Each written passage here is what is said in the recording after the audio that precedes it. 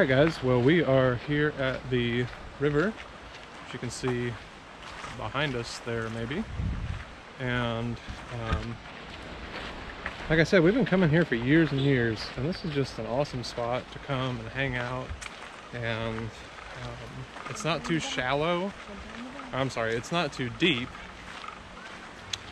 Well, there are some deep spots, but I was talking to a guy, an old timer, lived in this area, and he said that you can wade this entire river and it'll never get above your neck. And he's been coming here for like 50 years. So 50? Yeah, he's an older gentleman.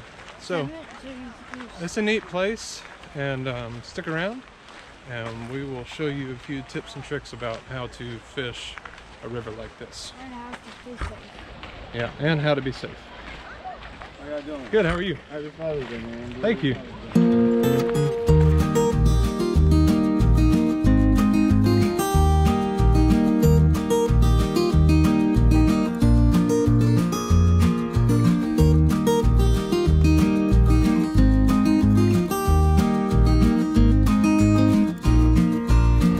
All right, well, we are here at the river, and we're gonna wade on out and see about finding some fish. A lot of times, what we like to do is fish the current seams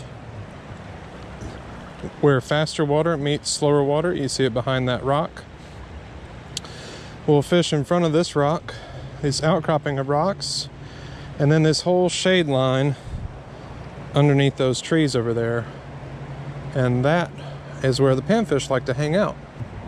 One of the keys to safely wading a river is to walk slowly and to not walk on the rocks, but try to walk in between them, because a lot of times the rocks are very slick and you can't really get a whole lot of traction on them. But if you can find those sandy or gravelly spots in between the rocks, you'll have a lot more success. Also, move slowly, right? Don't just charge into the river, but move slowly, move carefully, and let your feet be your eyes for you. Can we cast a couple times here? Yeah, go for it. Let your feet be your eyes for you, and let them see what you can't see.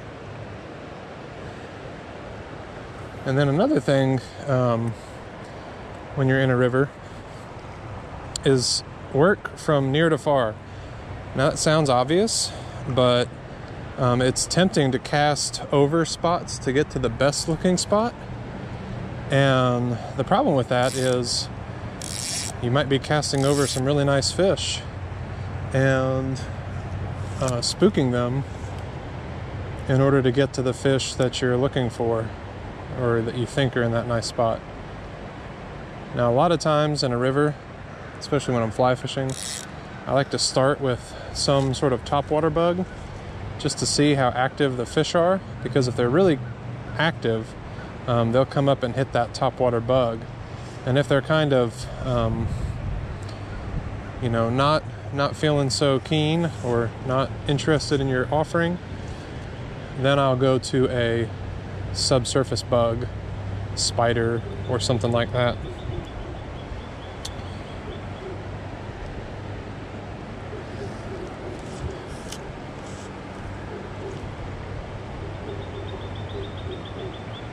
Right now I'm fishing a little orange foam spider that I tie, and it usually does pretty good. I like to splat it down on the water pretty hard to get the fish's attention in case they're not really looking up. And then see if they notice. There's some rocks over there. I know you can't see them, but there are. And underwater rocks, I should say. And a lot of times the panfish will congregate behind the rock in that little current break. You know, really just to save their energy. They don't have to fight the current so much. Now this is just a little warm water river that's up the street from our house. You can see if I face upstream, those rocks, all those shoals. And maybe if I can figure out how to do it, I'll try to show you how I find places to fish on Google Maps. Alright, here's a screenshot from Google Maps, and you can see the rocks and the whitewater behind the rocks. Now, I don't know about where you live, but here in the south, when I see that, I know it means shallow, wadable water that's safe for me and probably for my kids. I do a lot of fly fishing for trout, but we don't live near trout. And so, rather than always having to drive several hours to fish, I'll come down here during the summertime and beat the heat by pan fishing with a fly rod. And in my opinion, there is nothing more fun than catching panfish on a fly rod.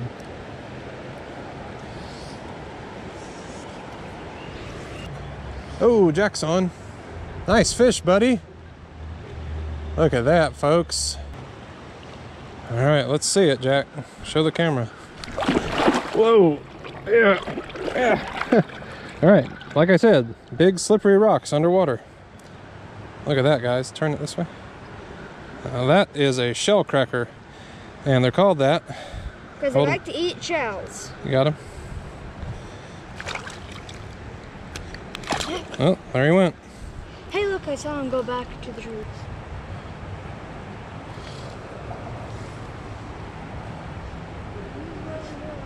Fish feel safe around structure.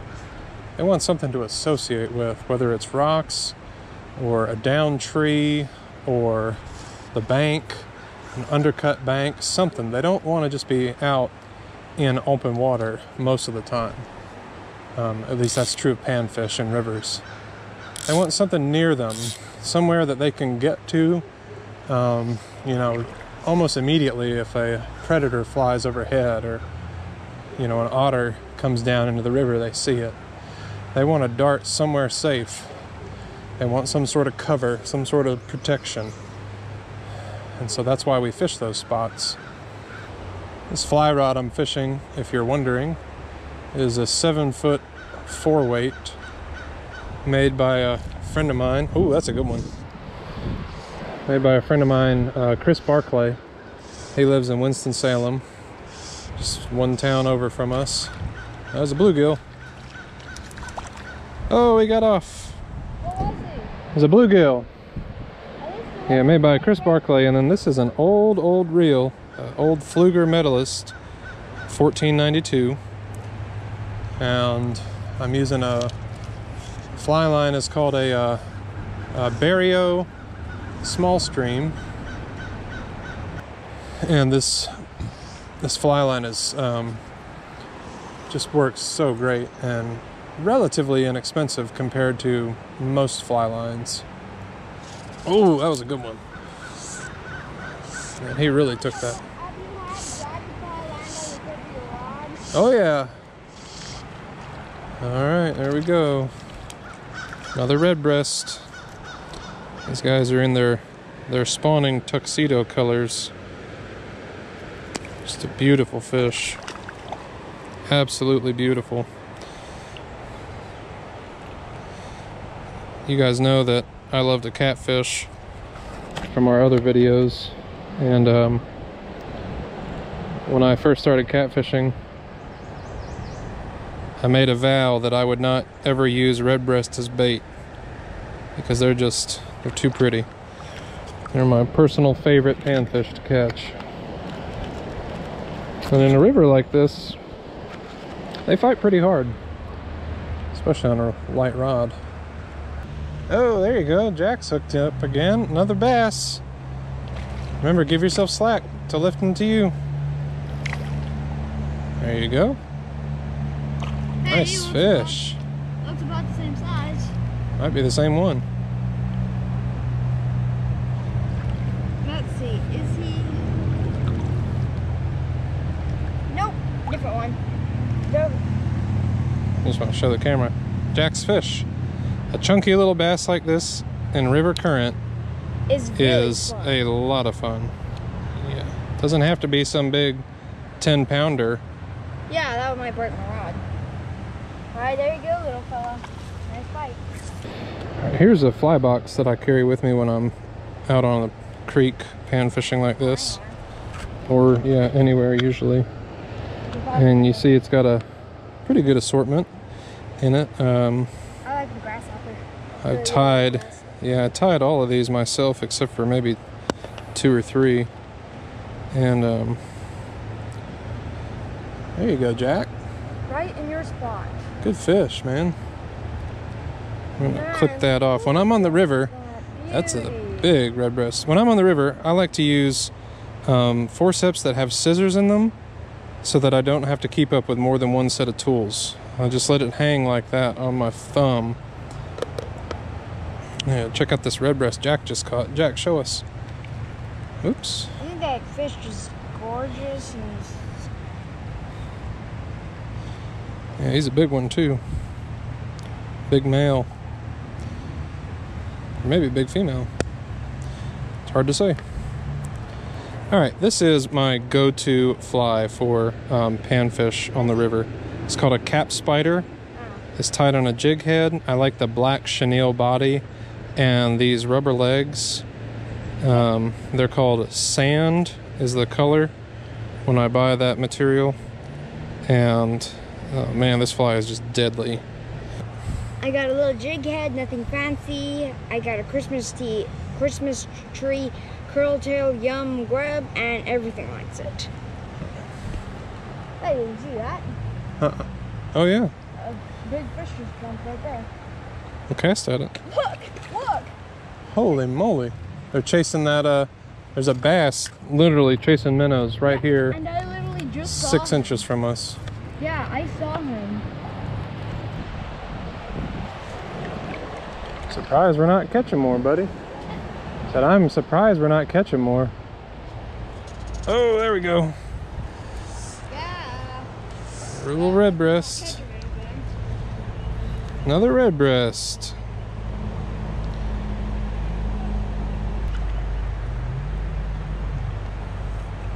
Oh, there's that snake again. Look at that thing. There's some big fish in there, I bet. All right, be careful, honey. I don't want you getting bit.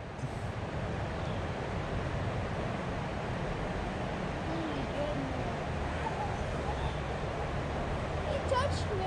I felt him on my leg. He's still on your leg. Trying to, yeah, I'm trying to scare him away. Well, a snake just decided to be friends with Jack. Yeah, literally.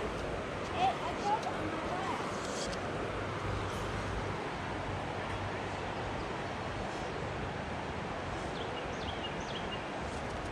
Oh, there we go. Red breast.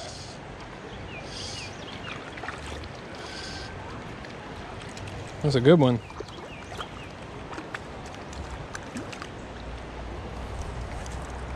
Man, look at that guy. He is a fatty.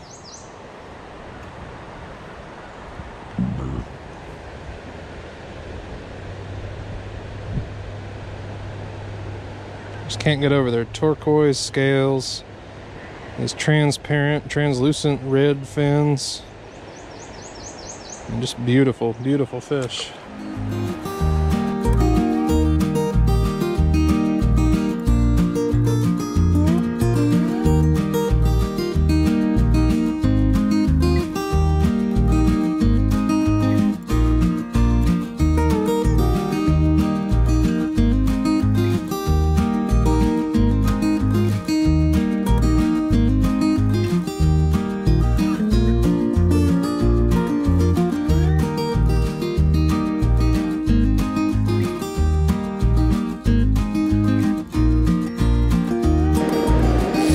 I'm only in about shin deep water right here. That doesn't mean there's not fish.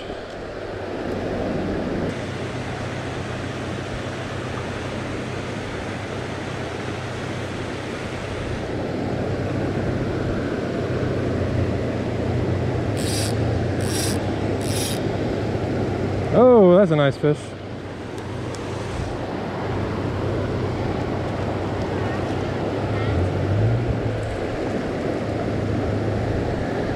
Another red breast. I just said another red breast.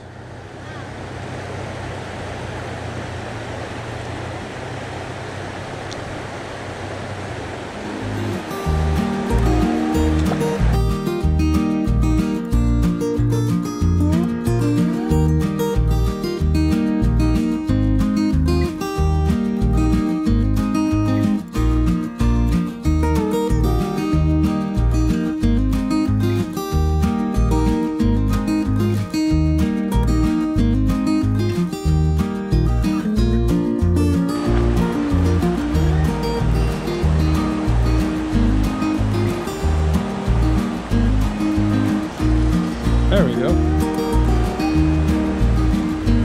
Oh, it came off.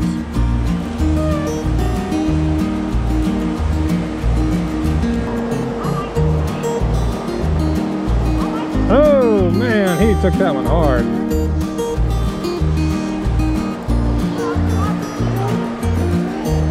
Another red breast. Beautiful fish.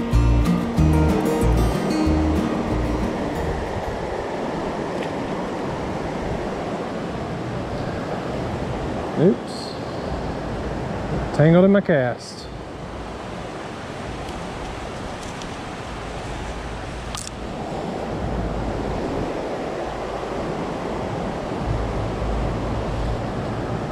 There we go. Got another.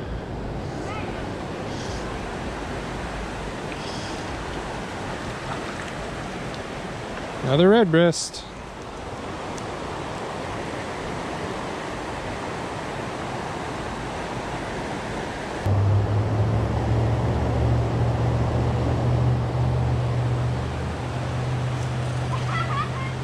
Another. Did you get another fish?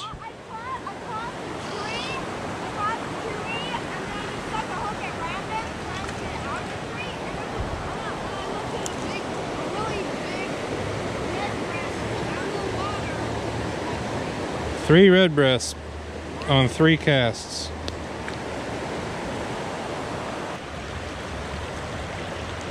Ah, that was a good hit.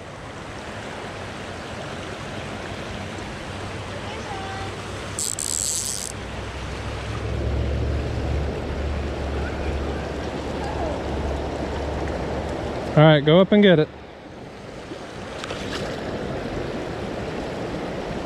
And that, ladies and gentlemen, is the last fish of the day. Another red breast.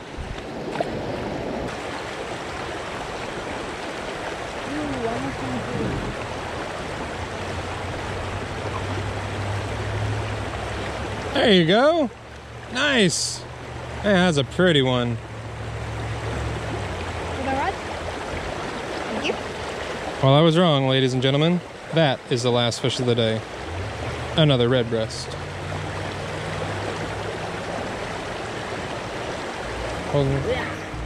Alright guys, well, it has been a lot of fun. We've only been out here for about an hour and a half. Just a quick little afternoon trip. We didn't have a lot of time, but we wanted to see if we couldn't get on some panfish. And bass.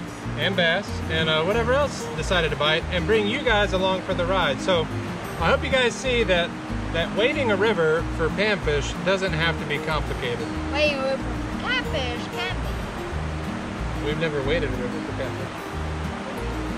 But it could be. Alright, well, if you enjoyed the video, don't forget to like and hit that subscribe button because we come out with new videos all the time. Some of the time. Just bringing you guys along for the ride as we enjoy the great outdoors. Well, this has been Jack and Jeff with MJ Adventuring, wishing you guys a great day.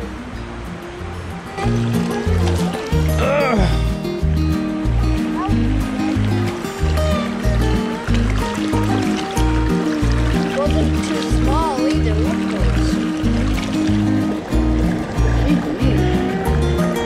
Something had crawdad for dinner.